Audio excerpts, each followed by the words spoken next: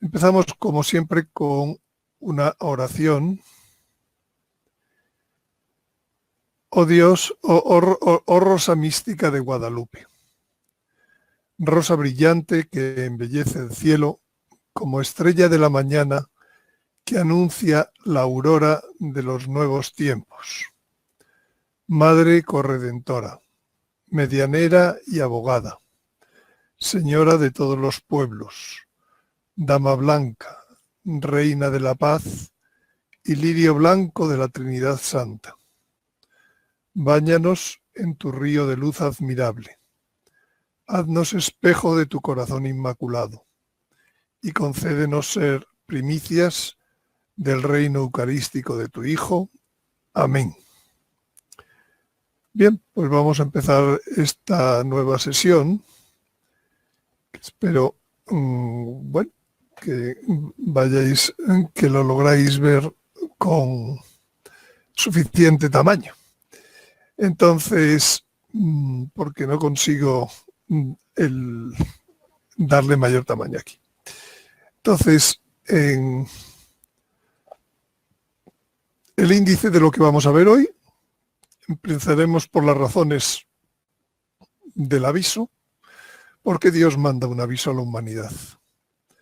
Y ese aviso que lo manda está profetizado en la revelación pública y en la revelación privada. Vamos a verlo.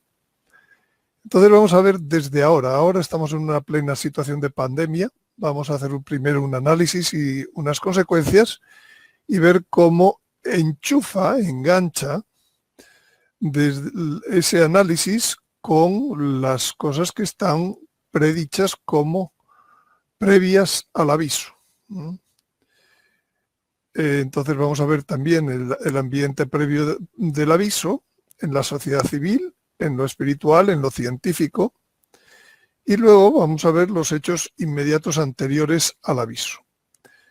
Estos tres hechos, simplemente por el volumen del tema que, bueno, al preparar la charla ha quedado, pues no caben en la sesión de hoy. Al final diré cómo hacer una extensión para el sábado próximo, en donde hablaremos de estos tres temas: el ataque nuclear a Irán, la invasión de Gog y la huida del Papa de Roma. Pero sí hablaremos del plan de Dios, cómo Dios trabaja en lo oculto a través de unos apóstoles especiales. Este es el índice. Empecemos por las razones para el aviso. ¿Qué es el aviso? El aviso es un acto de la misericordia divina. ¿Por qué? Porque Dios no abandona a sus criaturas. Y menos cuando las criaturas van al precipicio. Hoy estamos a punto de un precipicio. Ese precipicio está profetizado por el Apocalipsis, con un acertijo de las 8 cabezas de la bestia. Realmente son 7 más 1. Y entonces el octavo reino es una cabeza que dice que es de los 7 y camina hacia su destrucción. Pues este es un precipicio. Estamos a punto de entrar en este octavo reino profetizado y vamos hacia la destrucción. Es un reino global, etcétera, que ahora iremos viendo. Y vamos a la destrucción. Pero también en otro capítulo del profeta Daniel habla de unas bestias del fin de los tiempos. Y resulta que hay una cuarta bestia, o cuarto imperio, que dice que es terrible, espantosa, extraordinariamente fuerte, que tenía grandes dientes de hierro con los que comía, descuartizaba y las sobras las pateaba con las pezuñas. Esto es parte de este precipicio. Vamos a un reino que por un lado se nos dice que camina hacia la destrucción, por otro lado dice que pateaba todo. Y entonces, pues a diferencia de otros anteriores imperios, también en la profecía se dice que este es diferente de los anteriores, porque tiene una implantación y un carácter global. Este imperio que viene. Por tanto, sus aciertos, sus equivocaciones, sus leyes tendrán un efecto sobre todos los hombres de la tierra. Pero claro, ese efecto es que camina hacia la destrucción. Entonces Dios, antes de que nos llegue el precipicio de la destrucción, dice, voy a avisaros, voy a deciros algunas cosas que no estáis teniendo en cuenta, porque cuando llegue este reino, si no las tenéis en cuenta, vais a ir a la destrucción. Ese es el motivo del aviso. Entonces, este es un nuevo imperio que viene global, mayor que todos los anteriores en la historia, y entonces Dios, que no deja de trabajar, como dice San Juan, mi Padre, dice nuestro Señor, mi Padre no deja de trabajar, siempre está trabajando. Segundo, dice, Él apacienta su rebaño como un pastor, dice Isaías. Hizo al pequeño y al grande y de todos cuida por igual. Como Él cuida, como Él protege la vida de sus fieles y los libra de los malvados, como su misericordia se derrama de generación en generación sobre los que le temen, pues Dios va a advertir al hombre de un modo proporcionado a la grave situación hacia la que camina el hombre. Es decir, el aviso es una herramienta de autodefensa para el hombre, para que siga la senda de la vida y la verdad ante este imperio global que se nos viene. Es un imperio que nos va a presentar un gran engaño y nos va a presentar la muerte, con una fuerza nunca antes vista en la historia. Entonces el aviso es una herramienta de autodefensa. Es lo que decimos en el refrán, a grandes males, grandes remedios. Único mal en la historia, único remedio como el aviso en la historia. Bueno, pues como una cosa tan grande, un hecho global único, no puede quedar fuera de las profecías sagradas. Dios tiene lo pasado, lo presente y lo futuro ante sí, y no deja que se nos caiga un cabello de nuestras cabezas, que los tiene siempre contados. En Él vivimos, nos movemos, existimos, pues quiere advertir a sus criaturas que viven en la dimensión temporal de lo antes y del después, de lo venidero, y entonces pues Él cuida de nosotros con su providencia. La providencia ha guardado mi aliento, dice Job, lleva el timón, dice el libro de la sabiduría, y Dios no hace nada, el Señor Dios, cosa alguna, sin que revele su designio a sus siervos los profetas. Por tanto, es la providencia ahora de un hecho histórico con efectos globales, como es el aviso, efectos globales en la naturaleza, efectos globales en la dimensión espiritual del hombre. Es lógico que quede incluido en las profecías sagradas, que se ha avisado a través de sus siervos los profetas.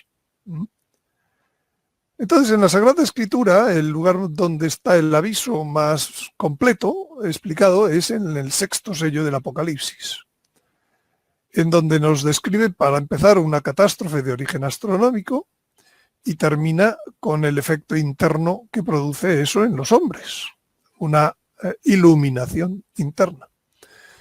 De modo que el propio Apocalipsis dice que la cosa tiene éxito, al menos hasta el punto de que hay un cambio de actitud en Dios que lo captan los hombres. Los hombres dicen, ha llegado el día de la ira. Caramba, Dios ya, Dios es misericordia, pero mejor no provocarle su ira, ¿no? Entonces, todo eso queda explicado bien en el 6º sello del Apocalipsis, capítulo 6, versículos 12 a 18, cuando queráis podéis verlo, porque hoy todavía, hasta la parte 2, no vamos a entrar a fondo en esto. Pero también habla la Sagrada Escritura de la economía global que hay previa al aviso, en el profeta Amós, capítulo 5 y 8. También nos habla de una guerra nuclear que hay previa al aviso, en Ezequiel, capítulos 38 y 39, y nos habla espiritualmente de la falta de fe y caridad que va a haber en los hombres, en una apostasía, que está en San Pablo en los tesalonicenses. Y nos habla también de los efectos que producirá la iluminación de la conciencia a los hombres. Tanto Isaías como San Pablo hablan de ellos. Por tanto, la Sagrada Escritura es muy completa a la hora de describir el aviso. Quiero decir que muchas veces vamos a buscar información sobre el aviso pues a las revelaciones privadas. No está mal, pero las revelaciones privadas son complemento de la revelación pública de la Sagrada Escritura. En las revelaciones privadas, las apariciones marianas han hablado del aviso pues desde Santa Montaña en 1909, en Ámsterdam en 1947 y a Sor Lucía le dieron una visión en 1944 que tiene que ver con el aviso, en Garabandal en 1965 y en Ezquioga en 1931 también habló la Virgen del aviso, en Peñablanca en 1984 y en el Escorial en 1982. Por tanto, hay pues, por lo menos 7 apariciones marianas que la Virgen habla del aviso. Muchas veces pensamos que solo Garabandal. No, no. El nombre de aviso viene de Garabandal, pero la descripción de todo el fenómeno está en, al menos en estas 7 apariciones marianas yo he detectado información. Pero además hay testimonios de santos y de místicos, como el santo cura de Ars, como Santa Faustina Kowalska, que vivieron la parte de la iluminación interna, San Juan Bosco, que habla de la huida del Papa, San Juan Pablo II, que habla de la visión que tuvo Sor Lucía, aquí en el año 44. Otras personas como Marie Julie Jaeni, la beata Ana Catalina Emmerich, y voy a decir al final, muchas personas de todas las edades nos hablan del aviso. El aviso es una de las cosas, voy a decir, más avisadas de que vienen por parte de Dios.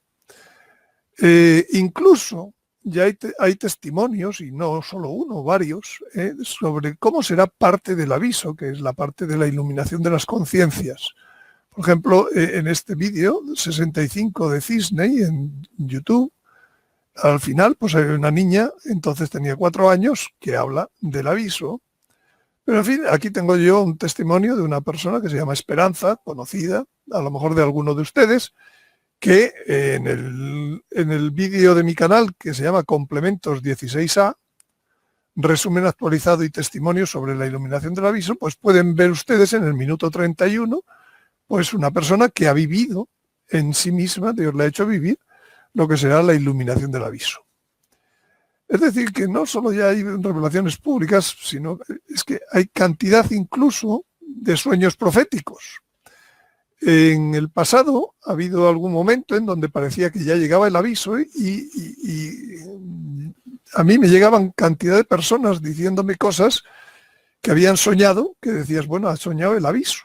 Entonces, aquí tengo algunos ejemplos de lo que ellos soñaban y luego lo ponían pues, con Photoshop, en algún modo, lo ponían en gráfico lo que habían soñado, aproximadamente, lógicamente. Pero en fin, hay muchos sueños proféticos de los cuales ya hablaremos en la parte segunda.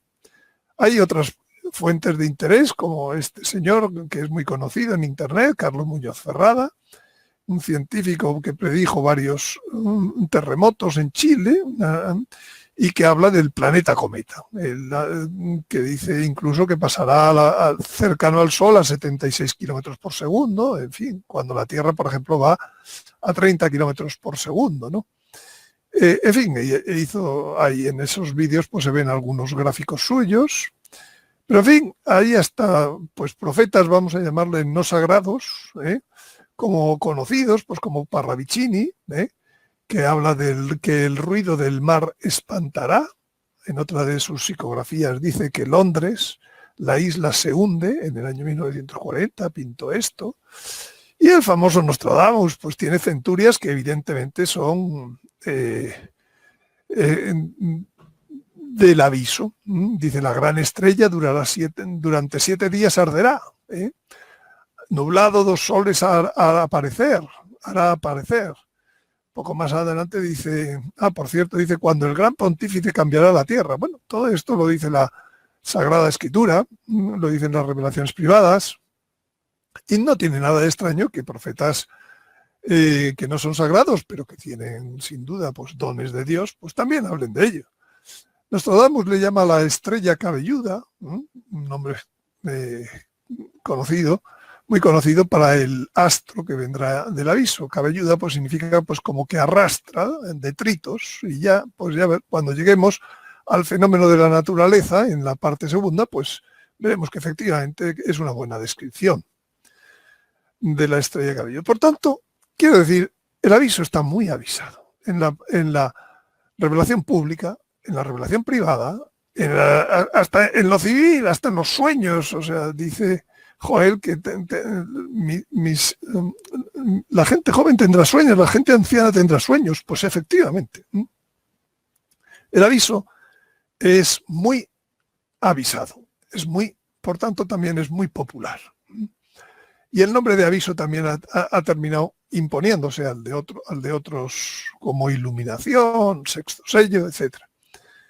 Bueno, pues vamos a hablar entonces en dónde estamos, la pandemia, que es como ya entrar en la cuesta abajo que nos lleva hasta el aviso, que a su vez el aviso es la cuesta abajo que nos lleva hasta el imperio del anticristo, y finalmente la derrota del anticristo, la nueva época, la nueva época, la venida del reino eucarístico de nuestro Señor, y una nueva época en donde serán radicalmente nuevas todas las cosas, y será un reino de paz con 3 nuevos órdenes, como ya hemos hablado muchas veces.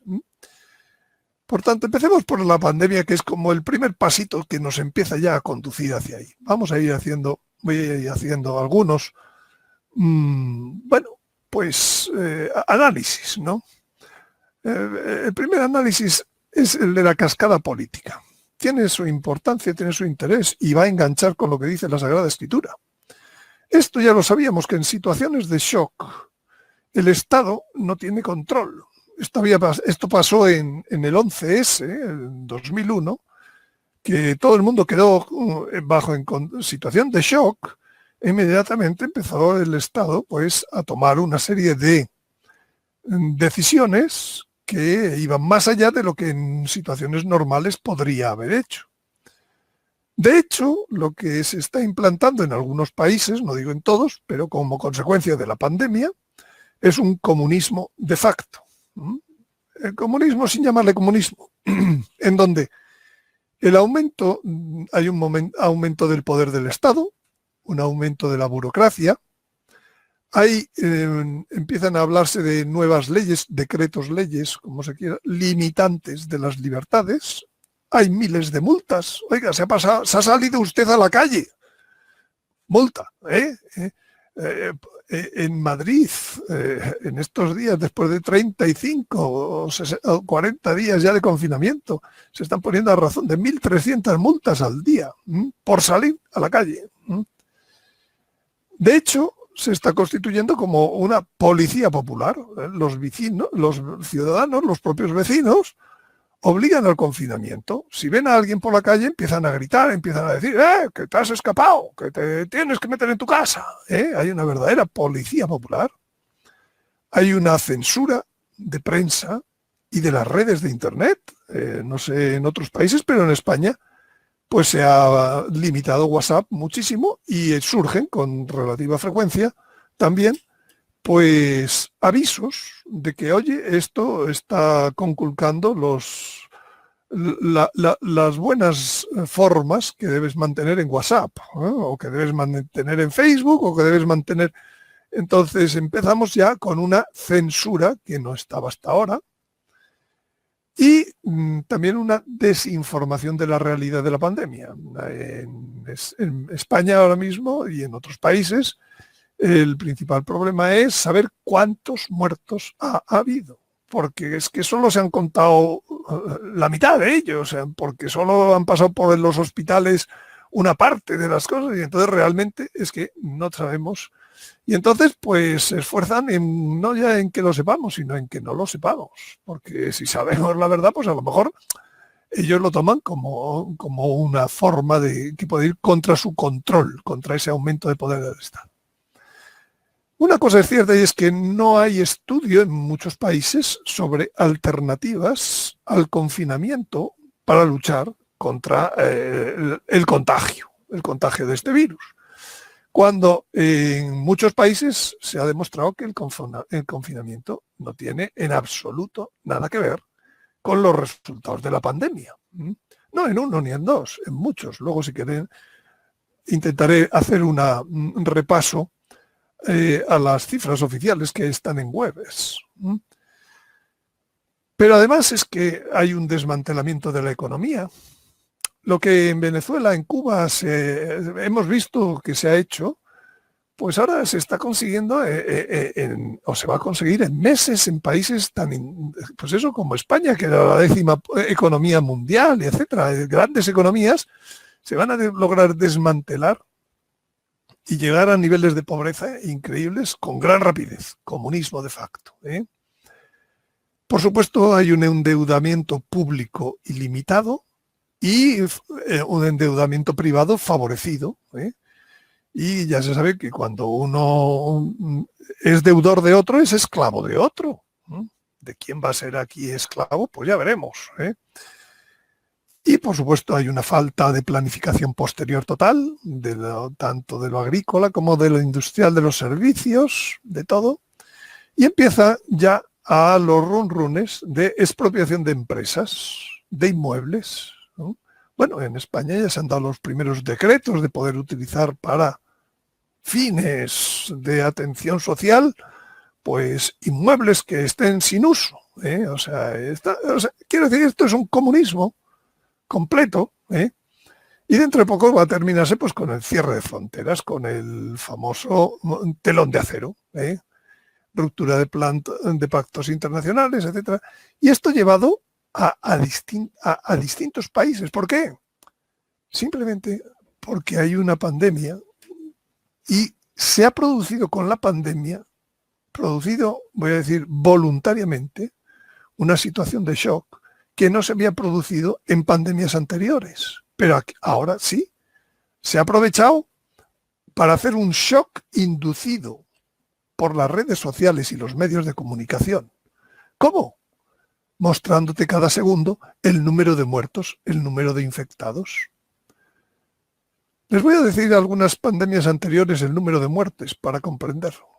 En 1918, la gripe mal llamada española tuvo 50-100 millones de muertos y 1/3 de la población mundial fue infectada. Para la referencia es que en este momento vamos por 2.150.000 muertos en esta pandemia. En 1957 hubo 1 millón de muertos en la pandemia que hubo. En 1968 se duda entre 1 y 4 millones de muertos. En el 2009 hubo 1.400 millones de infectados. Vamos por 2,2 millones en este momento. ¿Ustedes recuerdan estas pandemias? La del 2009, la del SARS. ¿Fue aquello terrible? ¿La pasamos con tremendo? Pues todavía hubo más muertes de las que hay hoy todavía. Hoy estamos en esto, en 150.000 muertes. Entonces, en el 2020, a final del primer trimestre, llevábamos 0,03 millones y 1 millón de infectados. ¿Cómo es posible que esto haya podido producir un shock que no habían producido las anteriores?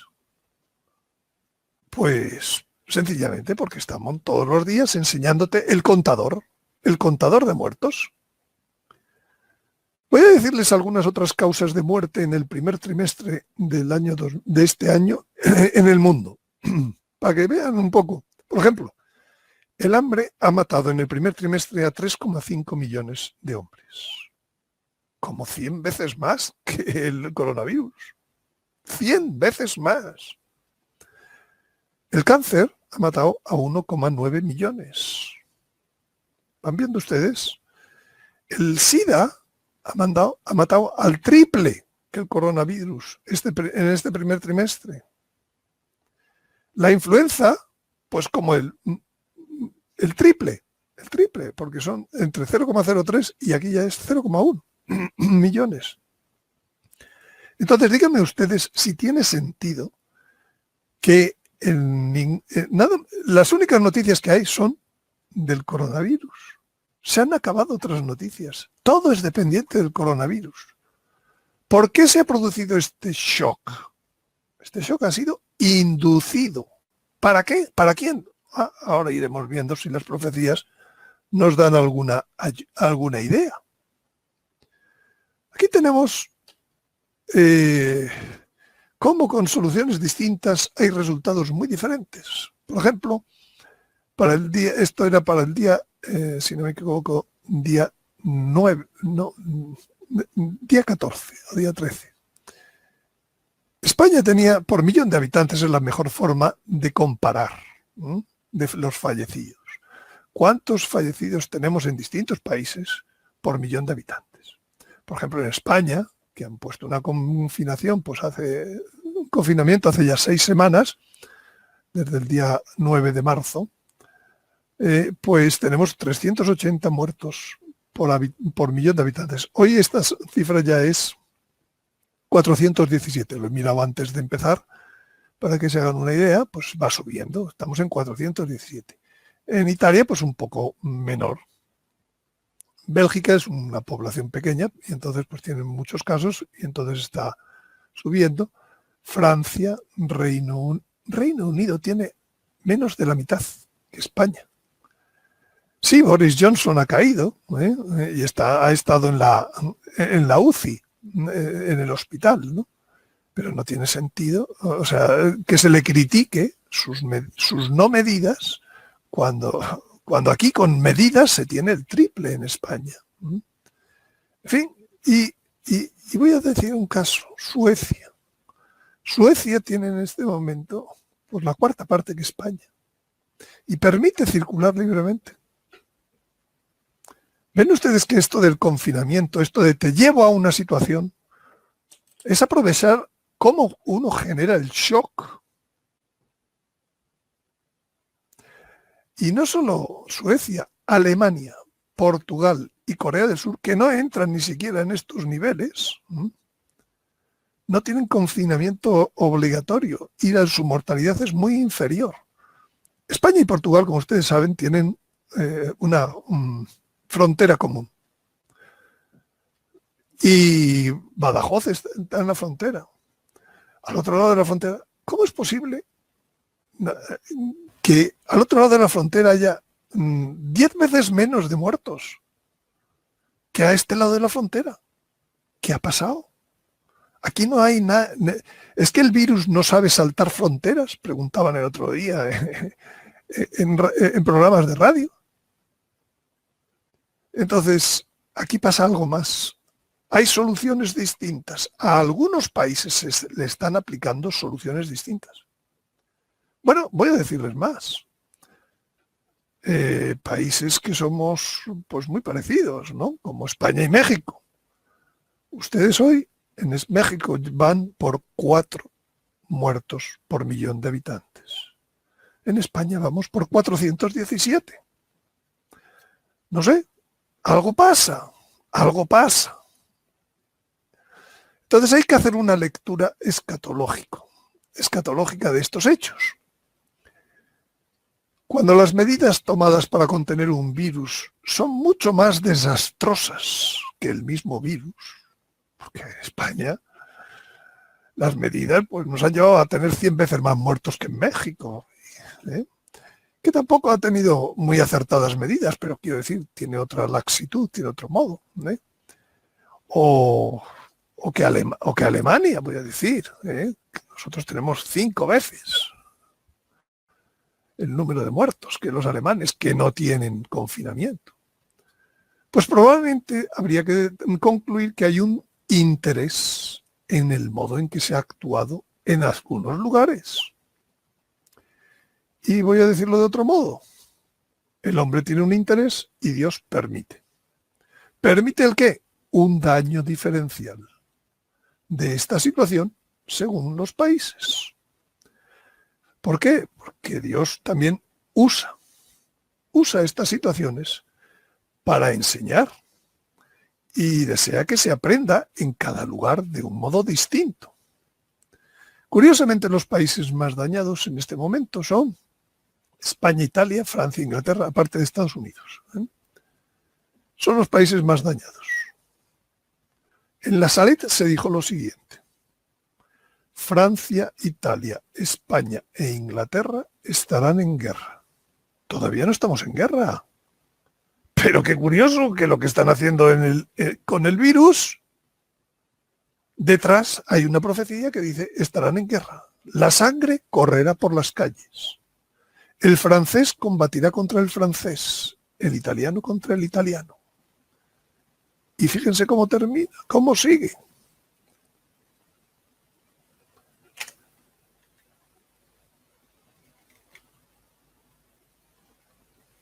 Luego habrá una guerra general que será pavorosa. ¿Ah? Otros profetas le llaman invasión de Gog. ¿Ah? Luego, ¿no será que esto me está diciendo que con la pandemia se está preparando en estos países para que haya una situación de que la sangre corra por las calles y eso debilite a estos países de modo que habrá una guerra general pavorosa de invasión de esos países? No sé, es un análisis. Si los hay mejores, estoy encantado de escucharlos. Es que la gente desconoce las profecías, desconoce la escatología. En Garabandal y en Fátima se ha dicho sobre España lo siguiente. En Garabandal, cuando vuelva el comunismo, estamos en el año 64, 65, el comunismo ha sido vencido en el año 39, en una guerra civil. Entonces, la gente no entiende. ¿Por qué te dice la Virgen? Ah, no sé, dicen las niñas. La Virgen dice como cuando vuelva el comunismo. ¿Y qué es el comunismo? Ellas no saben lo que es el comunismo, no saben ni siquiera lo que significa la palabra. Cuando vuelva el comunismo. Ah, caramba. Ha vuelto el comunismo. No le llamamos comunismo todavía, o casi no se le llama comunismo. Pero también Sor Lucía escribe en 1943 a los obispos españoles diciendo que si no emprenden una reforma del pueblo y del clero, España, 1943, cuando hace 4 años que ha terminado una guerra, cuando se van a dar todavía muchos años de llenar los seminarios, de llenar, dice, si no emprenden una reforma, España volverá a ser castigada con el mismo instrumento que ha sido castigada, que es el comunismo. ¡Ah! Qué curioso. Entonces, Dios está permitiendo esto, pues para que algunos países vayan a ser castigados a través de... ¿Por qué? Porque no han emprendido una reforma, no se han convertido. Y esto también se ve desde el punto de vista espiritual. La pandemia. La pandemia, ¿qué es lo que han dicho desde el punto de vista espiritual las autoridades eclesiales en nuestro país, por ejemplo? Creo que en muchos países de Latinoamérica lo mismo. Primero, la legalidad y la salud.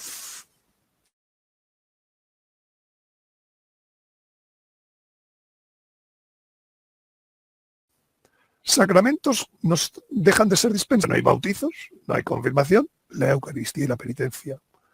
Imposible, por supuesto, retrasadas ordenaciones, la extremaunción, cuando hay algún sacerdote heroico, va y se da. Y si le contara yo la cantidad de bodas que se están retrasando, porque no hay. Es decir, hemos cerrado las iglesias, hemos acabado con los sacramentos. Y las últimas oraciones de los pueblos que yo he oído de cuando hacia el día 6 de marzo todavía podíamos ir a misa, eran para que vuelva pronto la fiesta y la alegría. Estas eran las oraciones que se decían, las oraciones del pueblo. Es decir, por fin se ha conseguido algo que de siempre, desde hace 3 siglos, la Revolución Francesa buscaba, el marxismo buscaba. La religión por fin está confinada al ámbito íntimo personal. Ya no ha habido Semana Santa en un país como España. Las calles vacías, gracias al confinamiento, que por otro lado en Suecia no hay confinamiento y no tienen tantos muertos. Pero aquí ha habido confinamiento y no ha habido Semana Santa y no hay sacramentos. No sé si será el objetivo del gobierno o de los que trabajan conociéndolo o sin conocerlo para ciertos objetivos del gobierno.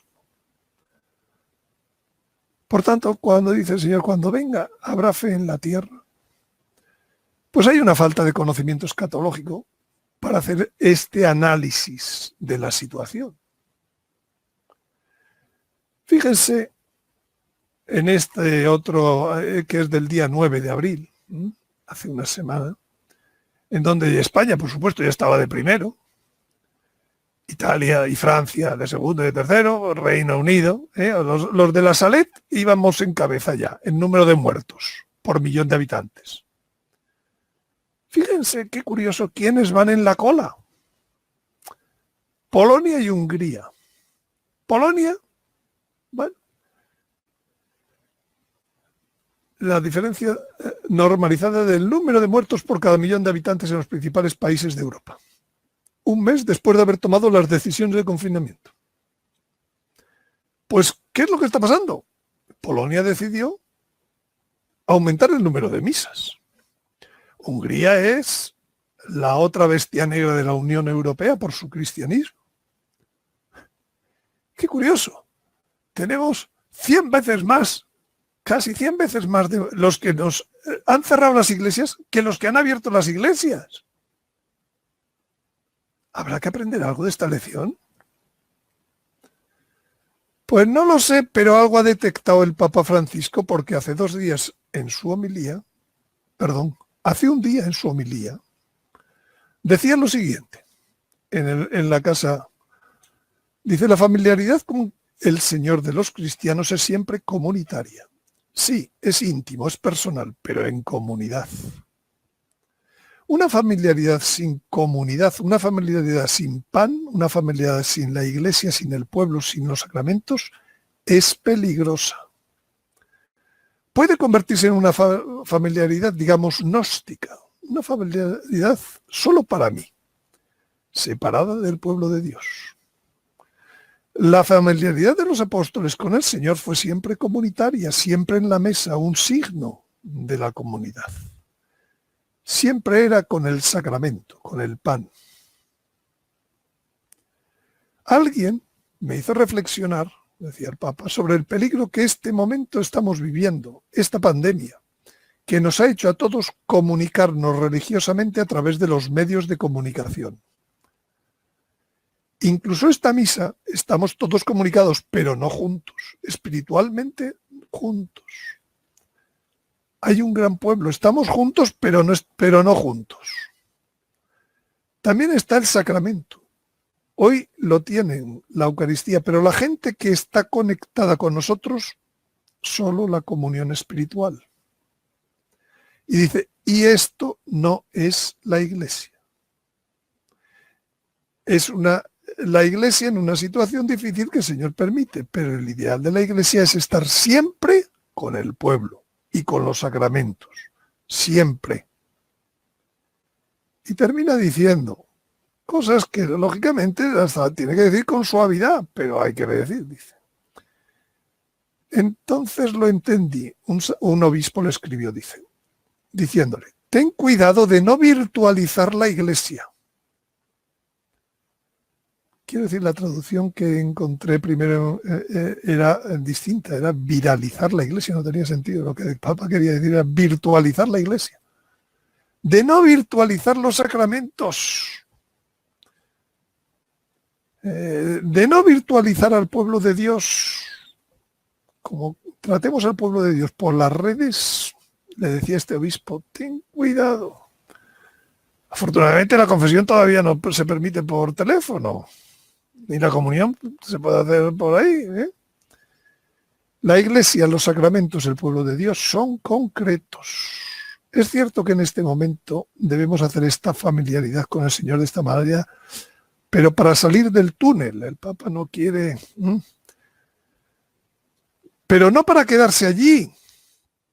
Familiaridad con el Señor en la vida diaria, familiaridad con el Señor en los sacramentos, en medio del pueblo de Dios. Sabían que era el Señor. Se refiere al Evangelio de ayer, los apóstoles en Galilea. compartían todo, la comunidad, los sacramentos, el Señor, la paz, la fiesta.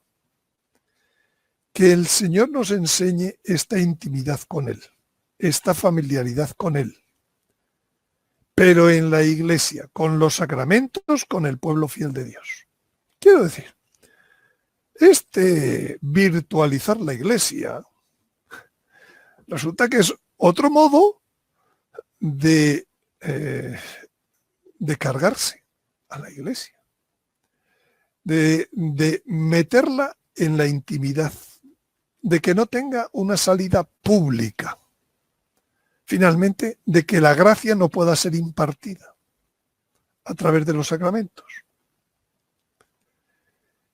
Esta homilía del Papa, yo la he interpretado personalmente, y soy yo, en algo que oí de una profecía de Juan Pablo II, que hizo Juan Pablo II, y que ya se lo he comentado alguna vez en estos meses pasados.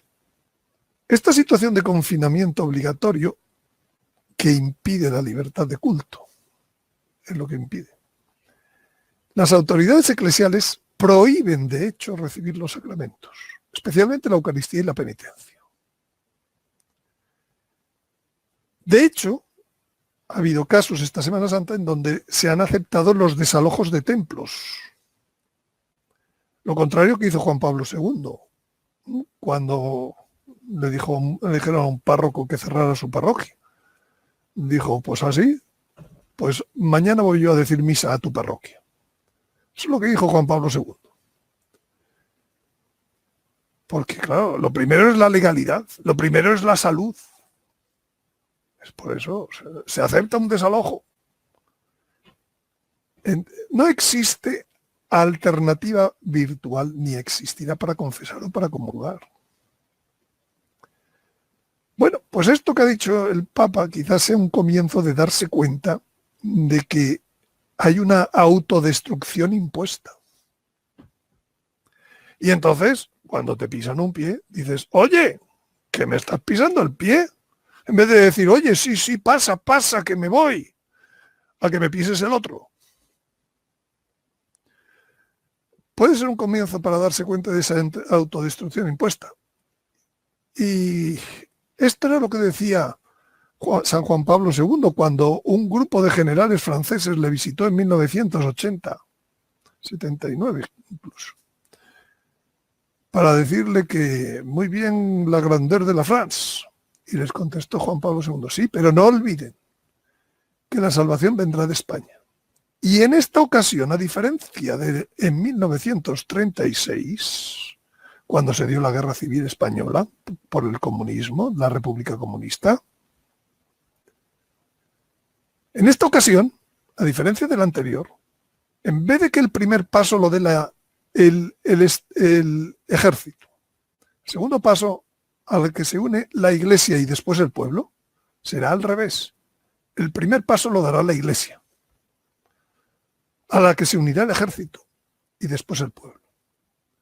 Pues me parece que esto que ha dicho el Papa ayer es que me estoy empezando a dar cuenta que me pisas el pie y voy a ser el primero en reaccionar. Claro, esto te va a llevar inmediatamente a la persecución. Pero la Iglesia, mucho me temo que no se va a quedar en el silencio. Cada día más se están dando firmas por internet para que se abran las iglesias. Cada día más los pastores se dan cuenta de que esto es una autodestrucción impuesta por un comunismo, sin llamarse comunismo. Por tanto, esto es lo que dijo Juan Pablo II. Y me temo que estamos en el principio de esa reacción que primero será la Iglesia, se unirá después el ejército. Y esto ocurrirá, como otras muchas veces, España va de primero. Ya hablaremos ahora. Entonces, las plagas en la Sagrada Escritura es un castigo por la falta de confianza de los gobernantes en Dios. El caso está contado cuando David le remordió la conciencia después de haber hecho el censo del pueblo y dijo al Señor, he pecado mucho por haber hecho esto. Claro, quería saber cuántos éramos, qué fuertes éramos. Hizo un censo, mandó a hacer un censo, pero cuando estuvo hecho dijo, ahí va. Esto no era confiar en Dios, esto era confiar en cuántos somos. ¿Cuántos hombres tengo para el ejército?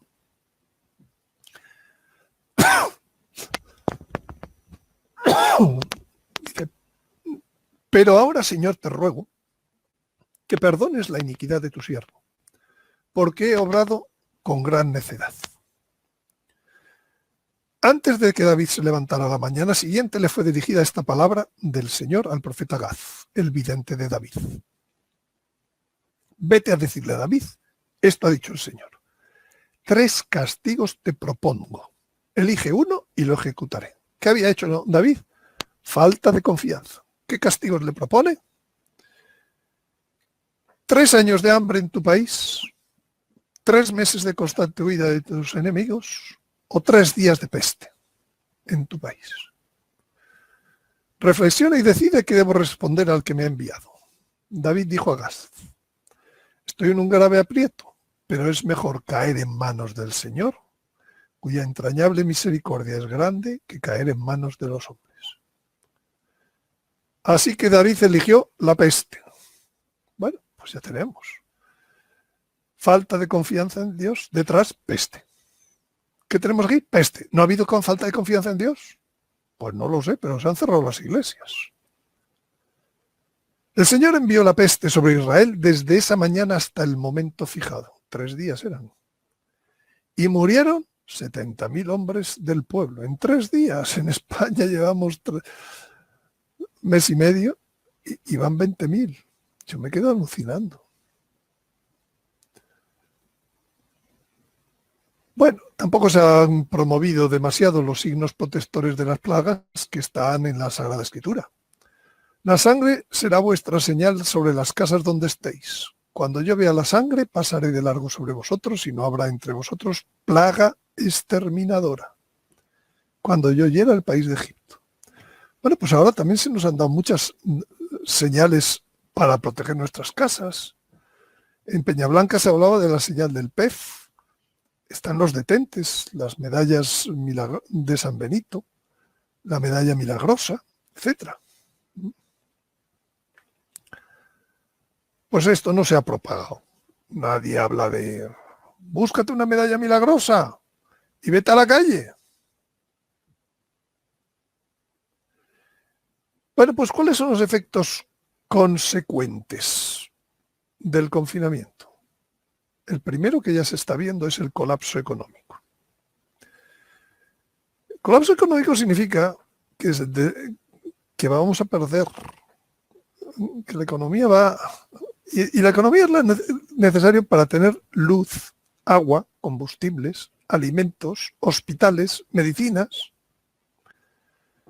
¿Qué vamos a hacer sin economía? ¿Cuántos van a morir de hambre? Muchos más que los del coronavirus. Va a haber falta de trabajo, va a haber vivienda, va a haber hambre. Falta de vivienda, falta de hambre. Va a haber hambre. Va a haber un estrés con el colapso económico que está súper demostrado que el estrés sí que aumenta las enfermedades, como el cáncer, como las de corazón, etc. Entonces, ¿a dónde nos llevan? Y a continuación del colapso económico va a venir el colapso social. Entonces ya veo la guerra, que el español contra el español y el francés contra el francés. Saqueos, violencia, inseguridad y el colapso del suministro espiritual.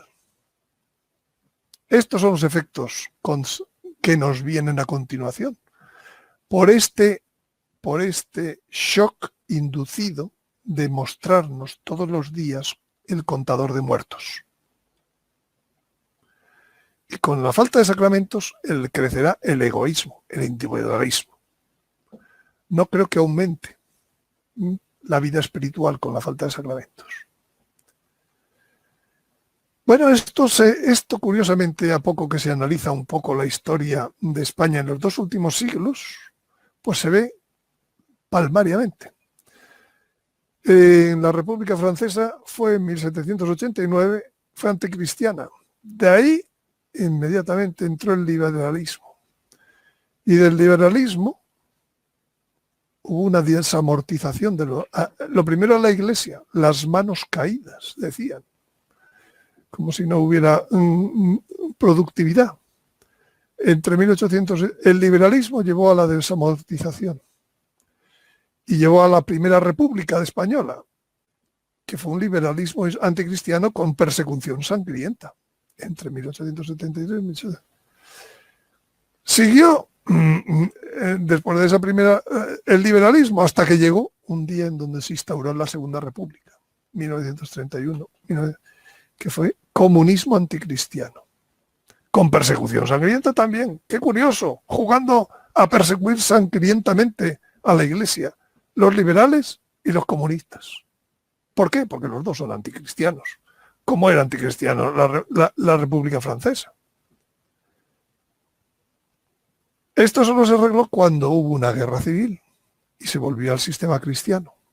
Pero cuando murió la persona que llevaba todo aquello, iniciamos una democracia. De nuevo, una primera etapa de la democracia, desde 1970 hasta el 2004. Un liberalismo anticristiano que impuso las leyes del divorcio, el aborto, la ley de género. ¿Por qué? Cambió una cosa. Este liberalismo no hizo persecución sangrienta. Persiguió de otro modo. Si tenías 3 hijos, 4 hijos, ya estabas mal visto por la sociedad, etcétera. Y ahora hemos llegado a la segunda, a la repetición de la historia.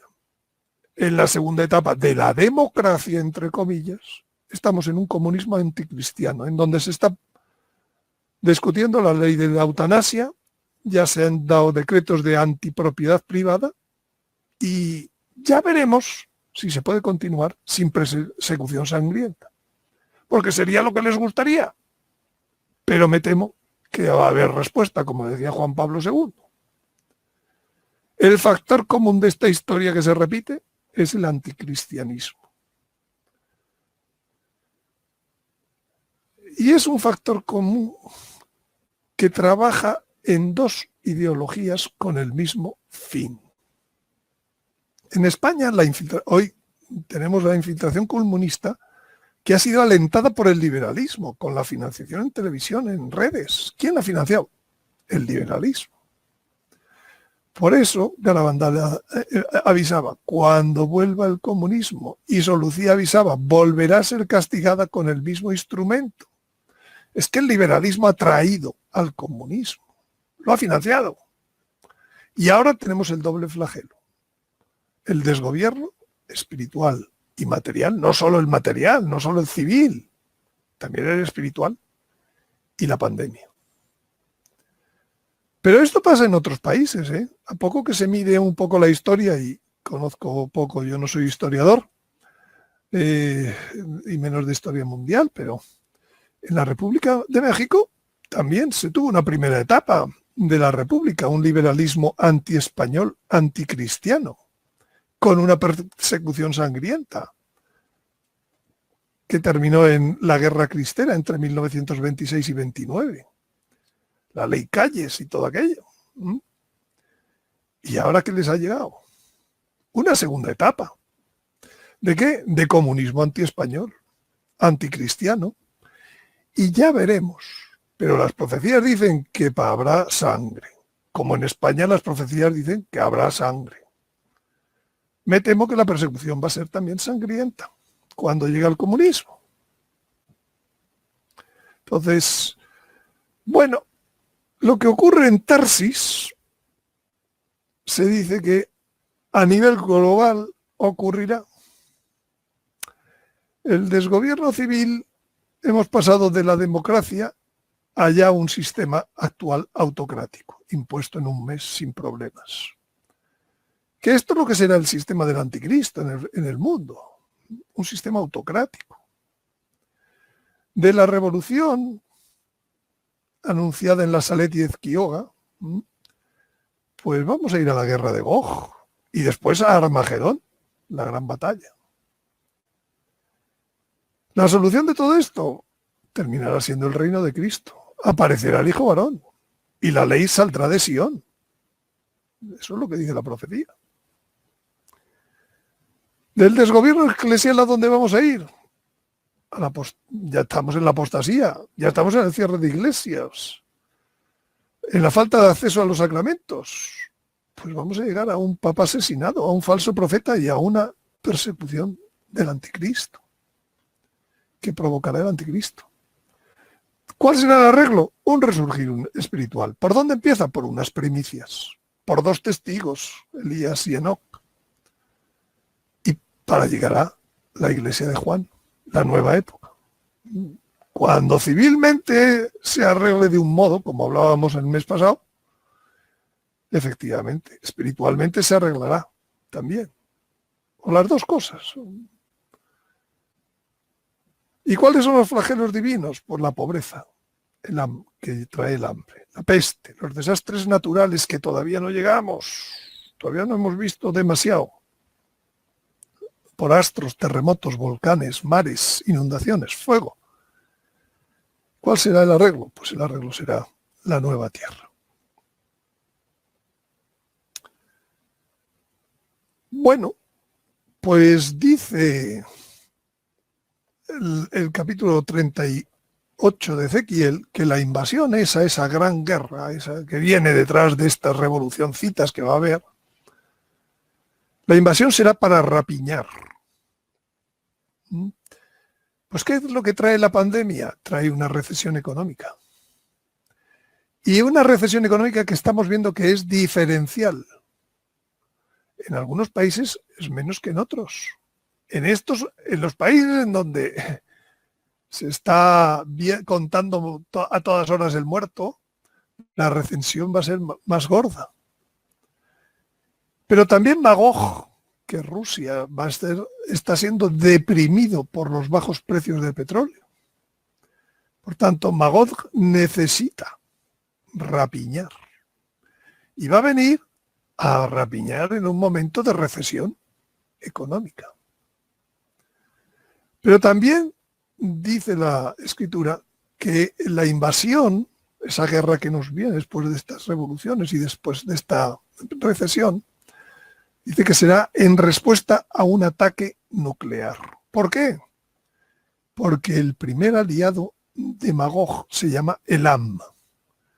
Y Elam va a sufrir un ataque, según dice el profeta Zacarías, de tipo nuclear. Capítulo 5 de Zacarías. Entonces, esta invasión, como es respuesta a un ataque nuclear, va a utilizar armamento nuclear. Y entonces nos vamos a entrar en un tema que va más allá del rapiñar. En un tema que podemos destruir la tierra. Y entonces Dios intervendrá. Ahí viene el momento del aviso, después del milagro. Y de las cenizas que dejará el aviso, ese aviso que el Señor nos hará, con el que nos hará recapacitar todo esto que hasta ahora no queremos recapacitar. Que estamos en que vuelva la fiesta. De las cenizas se abrirán 2 nuevos sistemas. Uno, el del engaño del diablo, el del engaño del anticristo. 2, el de la verdad de Dios. Cada cual será libre de escoger porque estará avisado, porque habrá sido avisado por la vida. Aquí tienen la evolución del precio del petróleo en los 3 últimos meses. Hace poco más de un mes, una caída tremenda. Pasamos de niveles de 65, casi 70, a niveles hoy de 27, 28. Quiere decirse que Magog, este es el mismo gráfico anual, ha estado viviendo años con niveles de 70, de 60, de 70. Pero de pronto, alguien, con estas situaciones, han hecho bajar. Magog está empobrecido. Magog necesita rapiñar inmediatamente, o cuanto antes. Ahora está siendo muy atacado por la pandemia, entonces a lo mejor espera un poco, pero... Y aquí tienen las proyecciones de esta misma semana del Fondo Monetario Internacional sobre las perspectivas de la economía mundial. ¿A cuánto han crecido sus PIBs en años? Aquí tengo primero Estados Unidos. Va a pasar de 2,3 a 5,9. 8 puntos de diferencia. Estados Unidos. En la zona euro, pues aquí tienen a España. 10 puntos de diferencia en un año, en unos meses. Aquí tienen Italia, 9,5. Aquí tienen Francia. Es que parece que está perfectamente hecho este tema para caer en lo que estamos cayendo. Y aquí tienen otra serie de países, por ejemplo, Rusia. Sin embargo, Rusia no va a caer 10 puntos. Cae unos 7, no llega. Y México cae también unos 6 y pico. Al final todo está en el mismo esquema, es lo que estoy viendo. Bueno, pues con esto hemos terminado el tiempo de charla, llevamos 3 horas y media. Entonces, no hemos tratado todavía de algunos temas que van a surgir antes del aviso. Entonces, ¿cuándo voy a tratar de esos temas? Pues voy a tratar en una extensión de esta charla el próximo sábado 25 de abril del 2020. Los 3 temas son el ataque nuclear a Irán, la invasión de Gog y el Hama a Centroeuropa y la huida del Papa. Estimo que en 2 horas podré tratar las 3 cosas. Quizás sea más de 2 horas, pero en fin, lo iré viendo conforme tenga el material terminado.